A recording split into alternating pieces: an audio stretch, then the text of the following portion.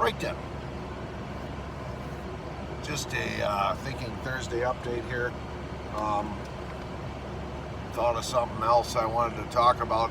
I started to talk about it this morning down in the lounge, but I held back on it because I wasn't really sure I wanted to mention anything about it. But after all, this is a video diary, so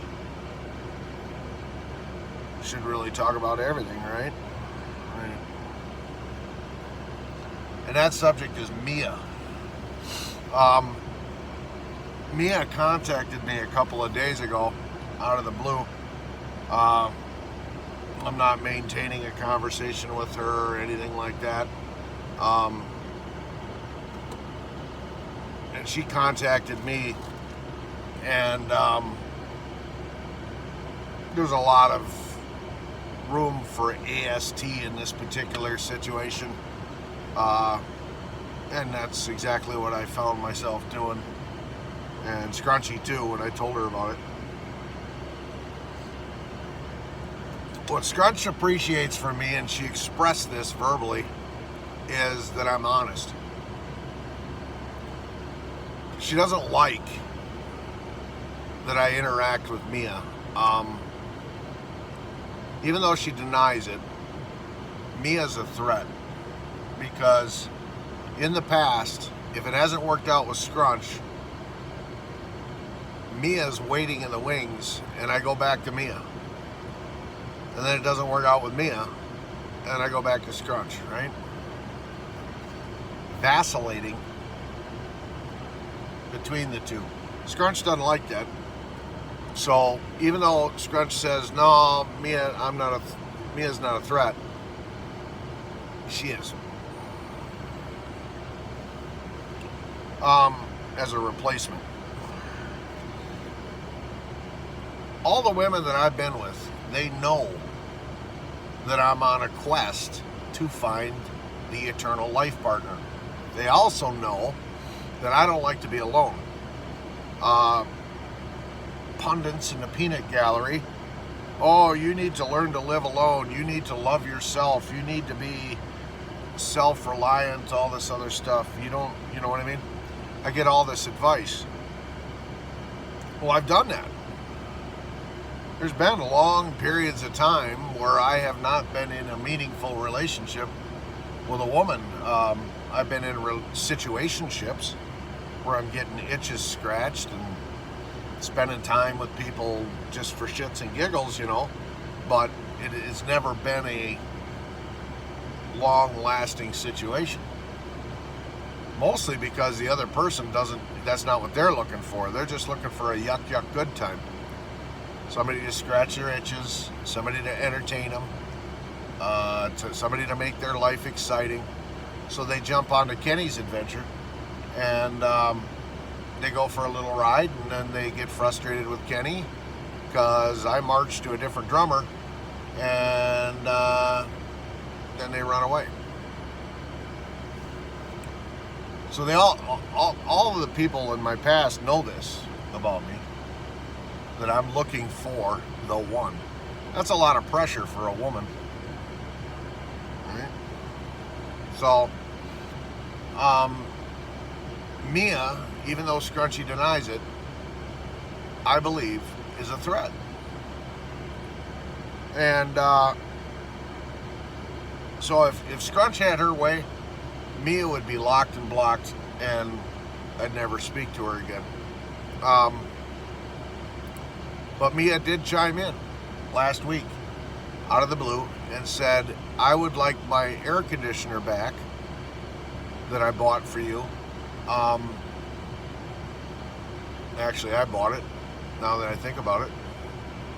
But Mia reimbursed me for it.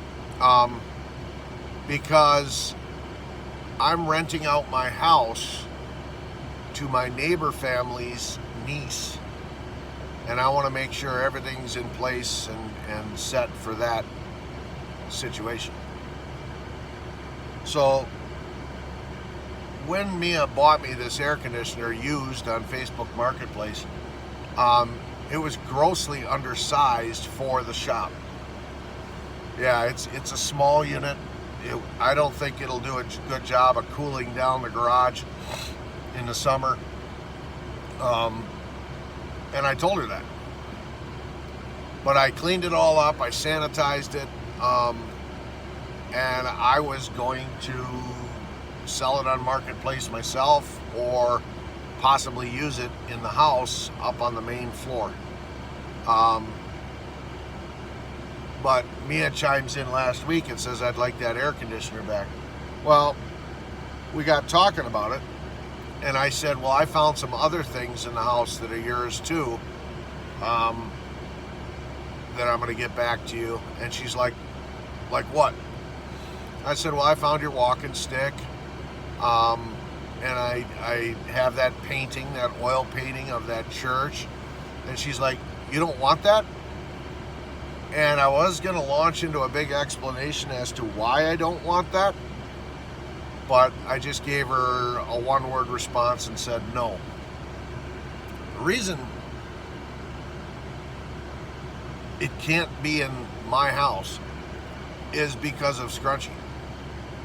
So Scrunchy has a problem with there being items in my house that came from another woman who was the candidate for the life partner, living the dream. And I don't blame her.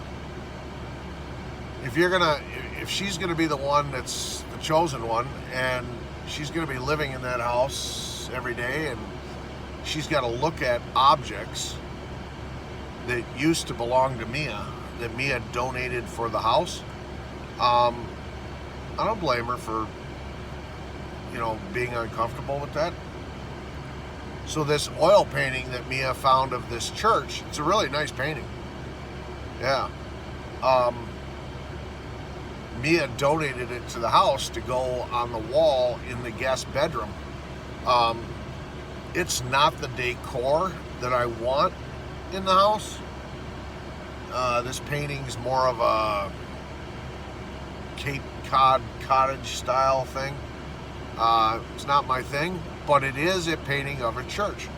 And now that I'm trying to play on Team Jesus and be a white lighter, some sort of religious themed items on the wall would be nice to broadcast my beliefs and my convictions. So when Mia was the one, I was okay with it. Now that she's not the one,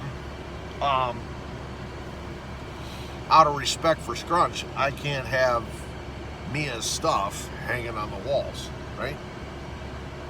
It's like throwing a little needle jab at Scrunch every time she looks at it.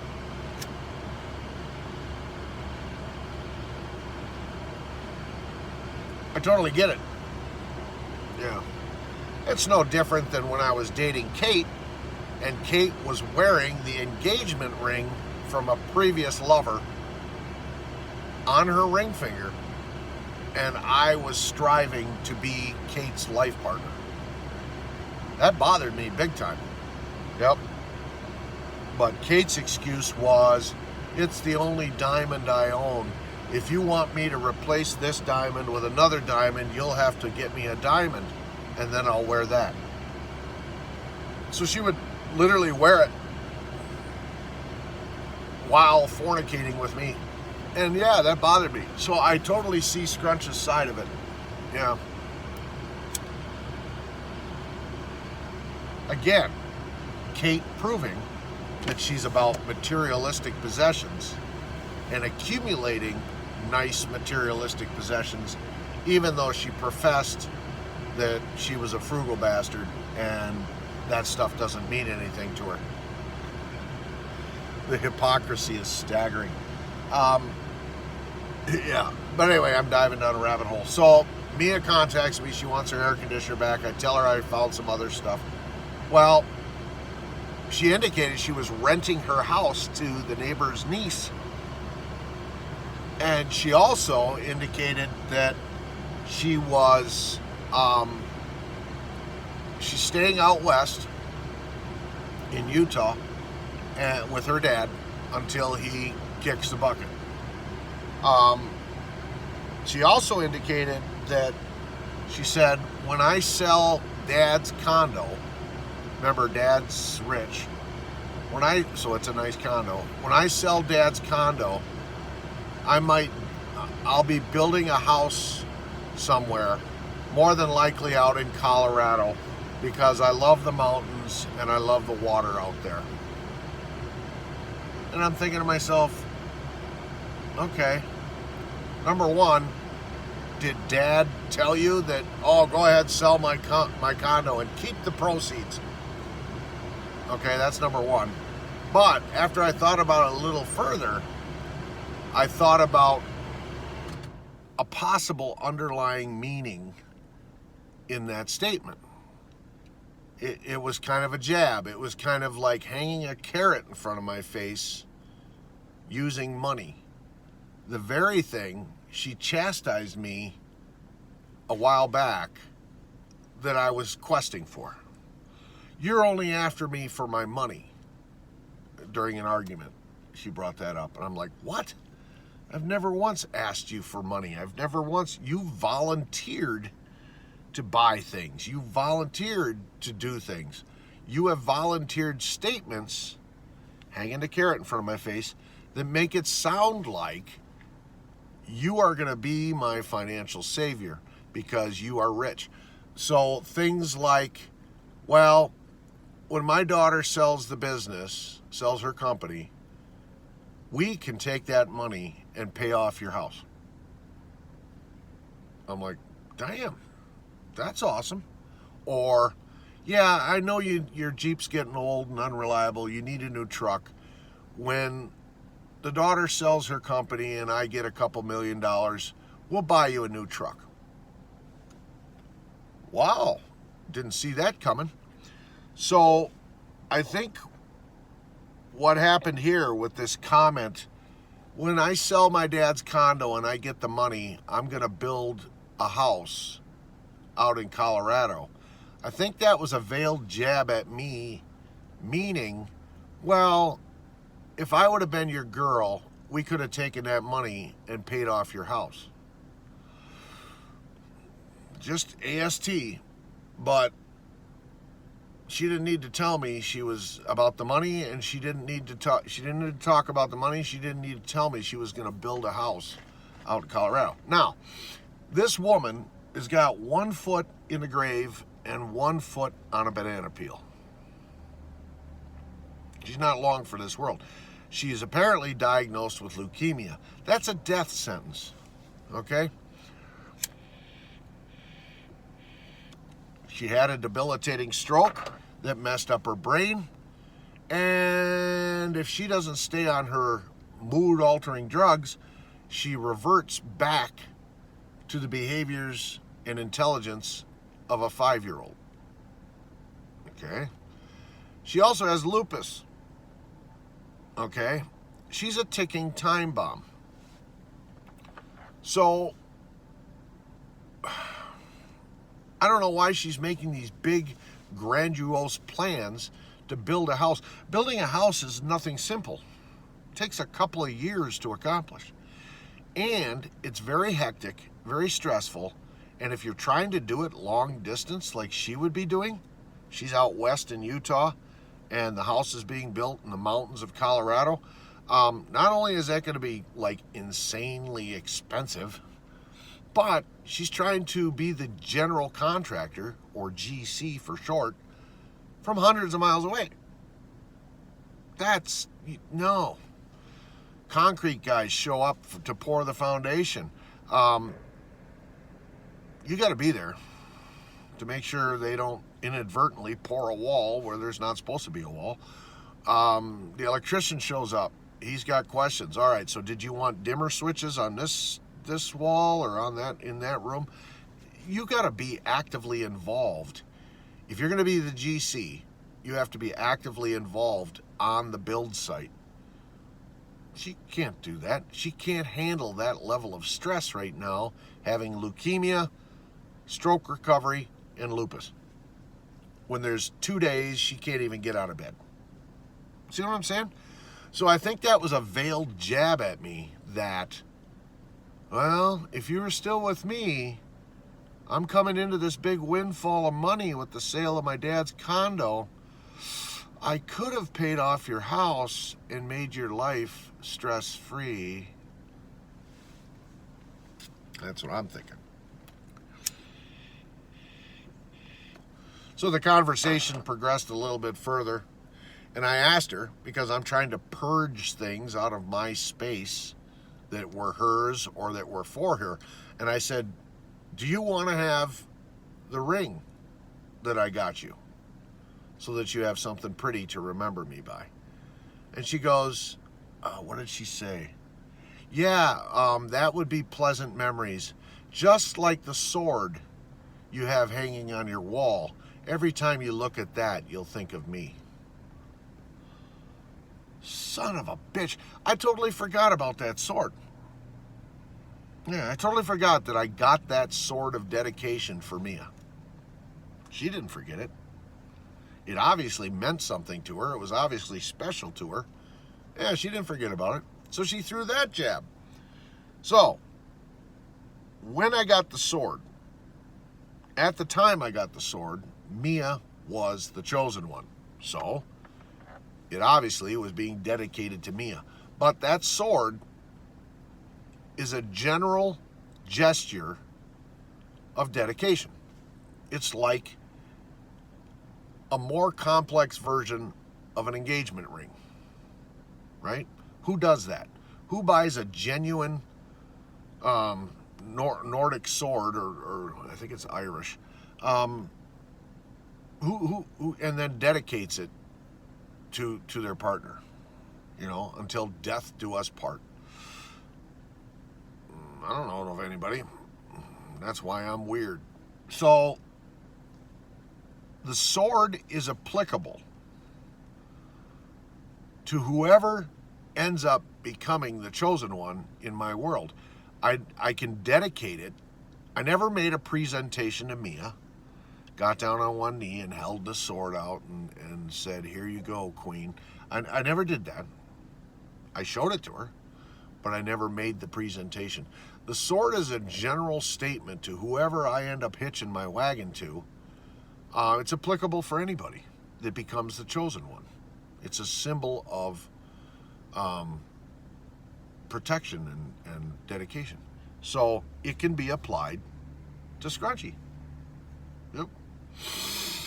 So thankfully, that's how I intended that sword in the first place. It just happened to be that Mia was in the picture when I bought it, and I built it, the plaque and everything, and I got the engraving, but Mia's name's not on it. Nobody's is, because I intended it to be dedicated to whoever wins the trophy. This guy. You see what I'm saying? So I don't have to get rid of the sword. It can be dedicated to Scrunchy. Or, yeah, But Mia had to throw that in there as a jab.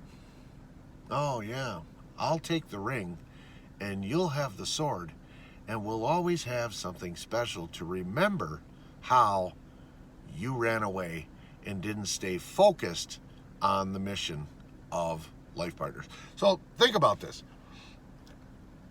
Speaking of such,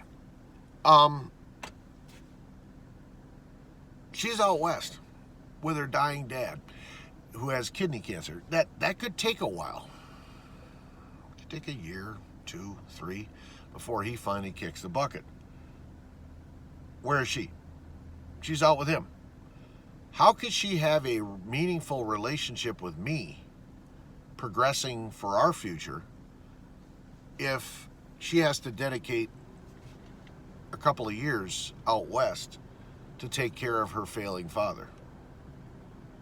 That's a pen pal situation. Yeah, that's a phone sex situation. It's not what I'm looking for. I'm looking for something like Scrunchy, where she's there. She's involved in projects. She's contributing to the house. She's dedicating her time and spending time with me. I don't need a girlfriend that lives in Japan.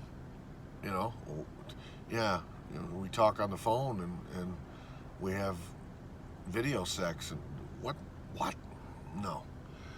So, in all essence, Mia's time right now and my time right now is not correct in the matrix. So what should I do? I mean, I already know what I'm going to do, but this is hypothetical. What should I do? Should I sit for 2 years at a critical juncture of my life where I have to sell the trailer, finish the remodel, I have to clean up camp, sell camp, I have to get the lake house organized, set up, all of these things I have to do, and my life partner is hundreds of miles away and can't help me except give me verbal encouragement? No. I need somebody there that rolls up their sleeves and gets their hands dirty. That's why Scrunch, that's one of the reasons why Scrunch is in the picture, and she's the chosen one. Mia always had the attitude that other situations and other people were more important than me. I got this vibe. So if it wasn't the neighbor family that lives next door to her, it was the Amish Mafia that she was working for. So, no. Or her family. Yeah, her daughter, the diva daughter. It says right in the Bible, once you get married, your partner, your spouse, becomes your number one priority. Everything else becomes secondary, including your family. Yes. Well, Mia and I weren't married, but we were talking about it. Scrunch and I aren't married, but we're talking about it. I believe the same principle should apply. When you're that close to making that big commitment to the other person, I believe the rules should kick in. You should become number one in their world, just like they have become number one in yours. And your behaviors should reflect that accordingly. Mia? Nope. If the phone was ringing, oh, it's my daughter. I gotta go. I'll call you back. Click. Gone. What? Wait a minute. Tell your daughter, text your daughter, I'm on the phone with Ken. I'll call you back. Or Mel, her friend next door. Oh, Mel's calling. I gotta find out what she wants. Or, oh, Miss Mary, the geezer across the alley, she's trying to call me. Hold on, I'll call you right back. Click. You tell those people, I'm talking to Ken, my future husband. I'll call you back. Or you let it go to voicemail, like I just did with Rob. Rob just called. That's how it's done. You put your life partner or your potential life partner first, and everybody else becomes secondary. That's my viewpoint. That's the Bible's viewpoint, and that's other people's viewpoint. But with Mia, I always felt I was number 8 in importance down the list based on behaviors. So that's a big reason I ended it with her. I didn't feel that I would ever be important enough to be number 1. Yep, I would always be secondary to somebody else. And no. So Scrunch does that every now and then. Oh, my son's calling. I'll call you back. Or, the doctor's calling. I'll call you back. There's something called voicemail for a reason. There's something called texting for a reason. You know what I mean? Not that I'm being selfish and it's like, oh, worship Kenny 24/7. No, that's not it. It's priorities. If you're in the middle of a conversation with your life partner or your future life partner, you don't just drop everything and run and go talk to your son. You make your son wait.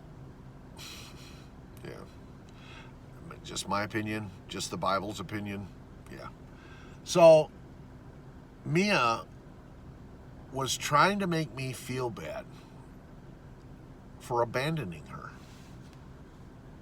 and trying to make it look like being with her would be the solution to all my financial woes. Yep. Now, like Scrunchy said when we were talking about it, because I told her about it, and Scrunch literally thanked me for being honest. I didn't have to tell Scrunchy that Mia contacted me. I could have kept that a secret. I know how much it bothers her that I talk to Mia. Yeah, even though she says it doesn't. I know it does. And I could have just said, well, I don't want to hurt Scrunch, so I'm not going to tell her that Mia reached out to talk to me. But I didn't. I told her right away. Yep. So, Scrunch, instead of getting her hackles up, that bitch just keeps trying to lure you back. She didn't take that route. She thanked me for being honest. Yep. And that's the cornerstone to the relationship. Look at Kate and Rob's situation. Kate has not been honest to Rob at all. And now that Rob has heard the other side of the story, he's like, holy shit, she lied to me.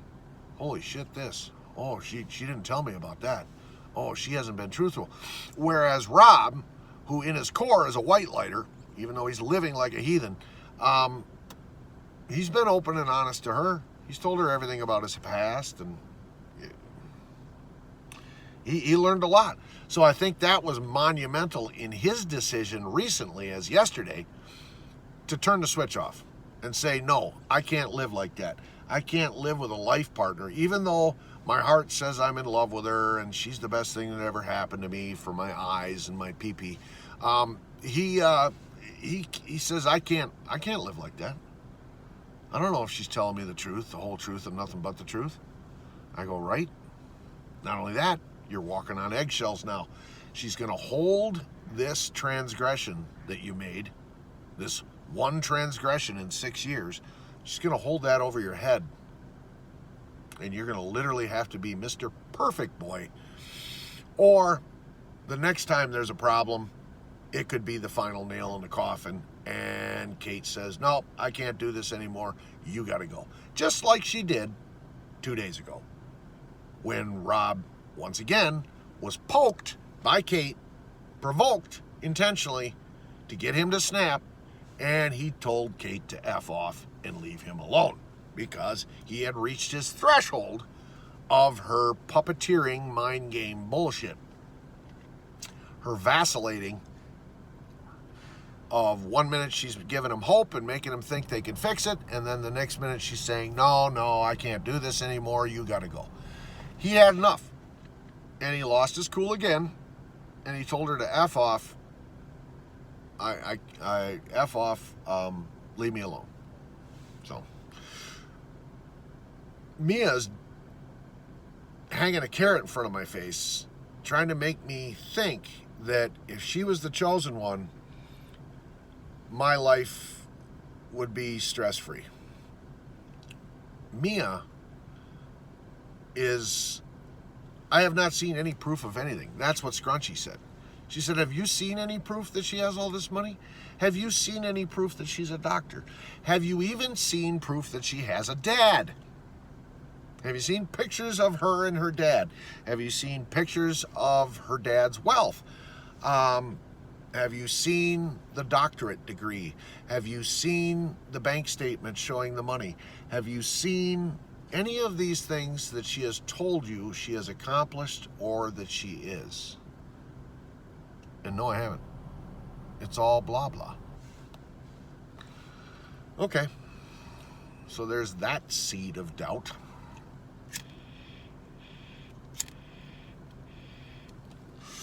But Scrunch is not a millionaire, but Scrunch is fiscally intelligent and responsible.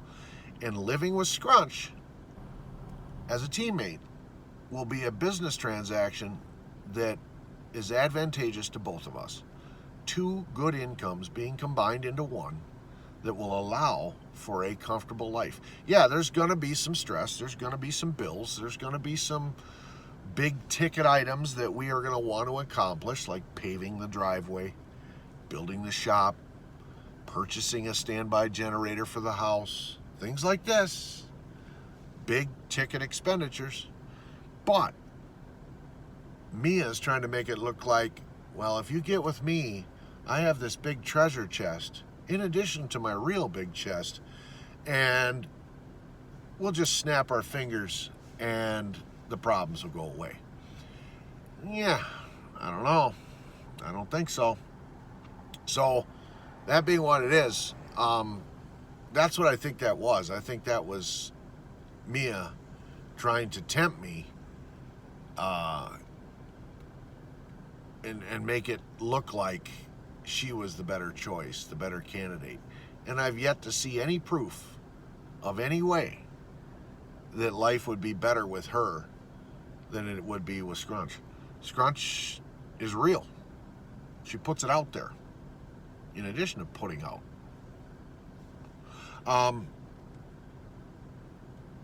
Mia doesn't even do that. But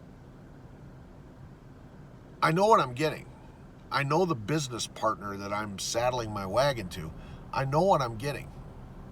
So it's a cut-dried choice.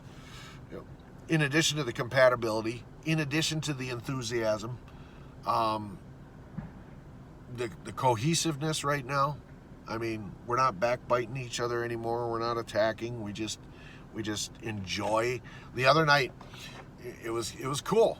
I was teasing her. I was giving her shit because that's what I am. I'm a smartass. But we're sitting in the lounge in the therapy chairs. We both got our feet up on the footstools, right? Power chairs, because we're geezers. Can I push a button and lift myself out of the chair? We're sitting in the chairs. She's over there. We're watching YouTube, stuff on YouTube. She's over there knitting. She's making a rectangle. Yep. I said, you want to challenge? You want to impress me? Make me one of those knitted pullover shawls with the hood on it and the strings, and the multicolored things, you know, that were popular with the younger generation, hand woven. Whip out one of those and I'll be impressed. She's making a rectangle. She's making a scarf. That's what she can make, is a long rectangle. I was teasing her about it. But the fact of the matter is, I'm looking at her over there doing her thing, and I'm thinking to myself, this is awesome. This is cozy.